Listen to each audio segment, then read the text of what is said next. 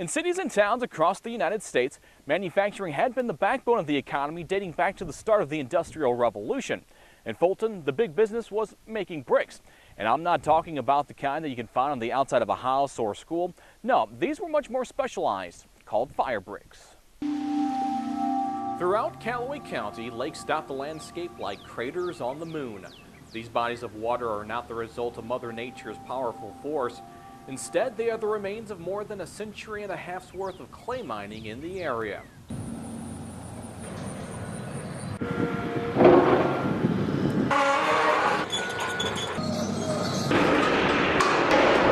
Not much else, though, remains from Fulton's heyday as a major fire brick making town. The old employee parking lot at Harbison Walker is torn up and full of debris. The main office building is now nothing more than a hole in the ground, and the once massive 250,000 square foot plant has been reduced to little more than a concrete pad with only a small portion of the original structure left standing. But a few decades ago, this was the place to make a living in Fulton. It was a good place to work. A lot of people wanted to work here. Always had a list of applicants. For a labor guy, it had good wages and good benefits. Probably had the biggest paychecks in Fulton. Commercial clay mining in the county dates back to 1827, when Thomas Caldwell established a pottery about 10 miles south of Fulton. The extensive deposits of clay nearby allowed for many jars and jugs to be made for sale. Remnants of the old pottery still exist today off County Road 430. Old kilns can be seen, although covered with trees and brush. Shards of old pottery are scattered across the hillside. Even the founder's gravestone can be found near the pottery site. The Caldwells had been in the pottery business in Kentucky, where they moved from.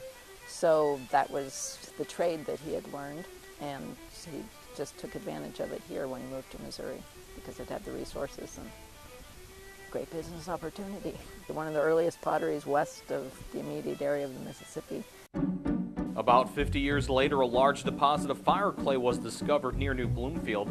In Campbell's Gazetter of Missouri, published in 1875, it mentioned this about the deposit. If properly worked, might be made to furnish fire brick for the entire West. Because of this find, Fulton's Howard Pottery Company switched its focus and renamed itself the Howard Fire Clay Manufacturing Company.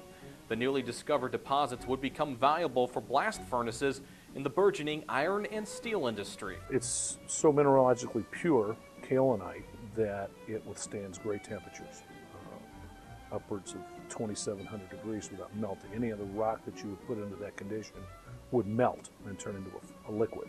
It's a geologic formation, Pennsylvanian in age, which means it's about 300 million years old, and it's a rock. It's not the clay that you find in your backyard that you don't like to till up and it won't grow grass. The fire brick business quickly took off, and in 1885, the Dixon Howard Fire Clay Manufacturing Company built a plant north of Westminster College along the street with the same name. It was located next to the city's railroad line. The Chicago-Alton Railroad came through here in 1873, and that location is just down the tracks from the depot.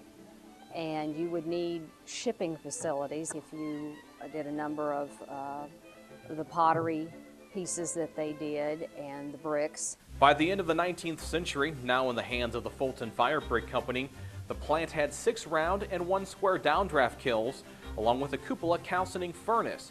At this time, the company produced $60,000 worth of product a year, or more than $1.5 million in today's money. Employees were paid $1.75 for every 1,000 bricks that were molded, and 3,000 were expected to be made each shift. Checking the Missouri Blue Book, we were looking at salaries back then for Fulton State Hospital. It was called the insane asylum for many years, and the school for the deaf. They were making around $20, $25, depending on your job, and that's a monthly salary, which would figure out about $5 a week. So they're making in a week what some of those men could have made in a day if they were physically able to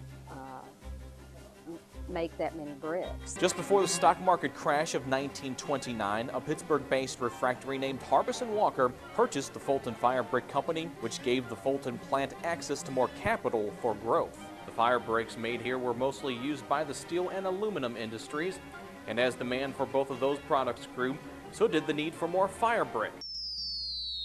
By the time World War II was in full swing, the Fulton Works was turning out fire brick at the rate of $15 million per year while employing 225 people. Still, the plant was anything but modern, even by 1940s standards. I've heard my grandfather talk about it, but they called it a pottery then, not a brick plant. There were periodic kills. I know that they made the brick on hand presses and they wheeled them in there and you set them up. Less than a week before the bombing of Pearl Harbor, it was announced that a state-of-the-art refractory would be built west of the old facility on 67 acres of land Harbison Walker had purchased. The new plant would measure 1,000 feet long by 250 feet wide. Initial work on the plant began in the fall of 1945 with an expected opening by the end of 1946. Unfortunately, difficulty in obtaining certain materials delayed construction, so it wasn't until the fall of 1948 before this new modern facility opened. Stuart Westmoreland worked for Harbison Walker for more than 30 years. He started at the plant just weeks before it went into operation and saw its quick expansion. It was an interesting place to work because they were continually expanding the operation. We started out with one tunnel kiln. We ended up with 4 tunnel kilns, and then we finally put in a big rotary kiln. About the same time the new plant opened, underground clay mining came to an end around Fulton. Harbison Walker's main mine, located in an area bounded today by Business 54, Cote Sandesson Road, and Chestnut Street, had been in operation since before 1892. Visitors to the Lions Club grounds on Churchill Drive can still see the old powder house and the old cap house. Wayne Fletcher's father spent 25 years underground and dealt with a consistent routine each day to get the clay out of the mine. Those miners would dig, pick and shovel and dynamite, and they would shovel it into the box. The mule would pull it to the elevator, and they'd take it up, and they would dump it in a hopper. The dump trucks would come underneath, dump the hopper, and they'd go again. Harbison Walker then shifted its focus to strip mining, which was far less dangerous and far less expensive. But the process of finding the right locations to mine did pose some challenges for the prospecting department. The gentleman that was in charge of that would go around to farmers, businesses, whatever, and because they'd have a geology map, tell them that more than likely there's clay in this area, then he would go talk to the people and try to get them to sign a lease. And if there was enough clay on it, usually they'd just buy the property. Meanwhile, the dangers inside the plant could be far greater. Workers always had to be mindful of their hands and fingers. The main danger in the brick plant was either on the presses making the brick and especially in the grinding department. A guy that I knew well lost a hand in a machine at Harbison. Lots of guys lost a finger or two every once in a while. Perhaps the most labor-intensive job inside the plant was skidding brick or simply stacking bricks on a pallet. Workers were paid based on how many bricks they stacked each day. You have to have muscles and brains and everything to do what they did, because they had the stacking of brick on pallets had to be done in a certain pattern to make them stay together. It was the highest paid job in the brick plant, and not a lot of people could do it. Many a person would bid on it, and that's, with no more seniority than I had, that's how I got up there, because a lot of people tried and they wasn't successful at it. It just, it's extremely hard on your back. For Jack Barnes, the job made him a superstar of sorts, at least in the fire brick industry. In the late 1970s, a Vandalia car dealer helped start the World Championship of Brick Skidding in order to bring more attention to the town. No one knew what to expect initially, but it didn't take long for everyone to know that Barnes was the man to beat in the annual competition. Nobody could beat Jack. Everyone wanted to kind of know how they stacked up against someone at another plant. You got to have a heart big to compete and beat all these other people. Once I won this thing, I didn't want to lose it. And he didn't lose often. In the 22 years of the event, from 1979 to 2000, Barnes won 18 times. He received $500 for winning and an additional $500 for setting a new record, which was accomplished on 14 occasions. With such a payday on the line for less than 4 minutes of work, it's not surprising Barnes practiced for the competition like an Olympic athlete. Harbison Walker gave me a powdered brick, and I'd go through it maybe once a day. In the last Last week or so, I was up to 6 times a day going through it. This is besides skidding brick at the plant. But Barnes's accolades for skidding brick could not save the fire brick industry in Fulton. In March of 1983, Harbison Walker closed the Fulton plant, laying off hundreds of workers. The shutdown was a surprise to many and in some cases brought sheer devastation to families. When it got close to shutting down and we knew it was going to shut down, it was rough, you know. I don't even know what happened to some of those people. I lost almost everything I had.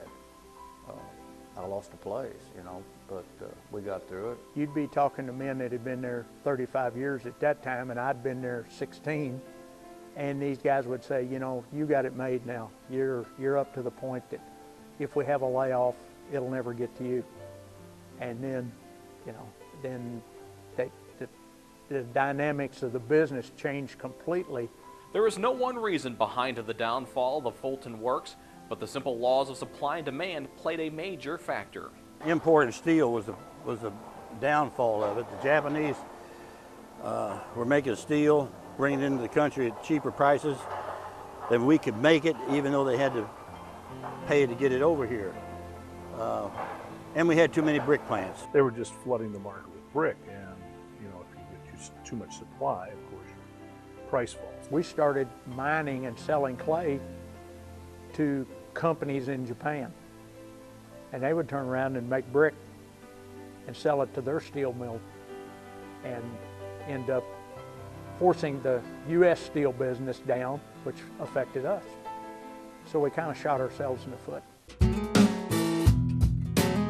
30 years after the Fulton Works stopped producing fire brick and 15 years after the plant turned out the lights for good, Harbison Walker still has a presence in town, but the staff has been so drastically reduced, the area can at times resemble a ghost town. We have 3 hourly employees right now, and with the plant, the specialties operation, rotary kiln operation, and we have 3 salaried, 4 including myself, salaried staff here in the office. We run the mines for the company for our internally produced raw materials out of this office. We also run a rotary kiln, a grinding and sizing plant, and a shipping department here. Harbison Walker's plant and its days of supporting hundreds of Fulton and Callaway County residents are now distant memories. But for employees that pass through these gates every day, those memories shall never fade away. I have dreams about that place, you know, I really do. I mean, so I hate to see it go down. It was such a well-built plant. I mean, it was streamlined. Whoever engineered it really knew what they was doing. It's heartbreaking. It's been a long time since we've been there, but still, you know, it was the lifeblood of the county for so long. I enjoyed going to work every day. I was so involved in all the things that were going on out at the plant. Every day you wanted to see what the result was of something you'd done. When you drive by, you can always remember some incident inside that plant. There'll always be memories there.